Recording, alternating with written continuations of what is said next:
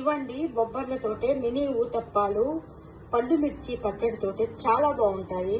Oil కూడా ఎక్కువ పట్టదండి, హెల్త్ కూడా మంచిది. హాయ్ ఫ్రెండ్స్, ఈ రోజు బొబ్బర్లతో ఊతప్పం చేసుకోవాలి. ముందుగానే 2 కప్పుల బొబ్బర్లని నైట్ నానబెట్టేసుకోవాలి. శుభ్రంగా కడిగి జార్ లో వేసేసుకోవాలి. ఇప్పుడు ఈ బొబ్బర్లలోకి జీలకర్ర 1 స్పూను, కొద్దిగా అల్లం, సాల్ట్ వేసేసుకోవాలి. 2 స్పూన్ల బియ్యం పిండి కూడా వేసేసుకోవాలి. కొద్దిగా నీళ్లు పోసి గ్రైండ్ చేసేసుకోవాలి.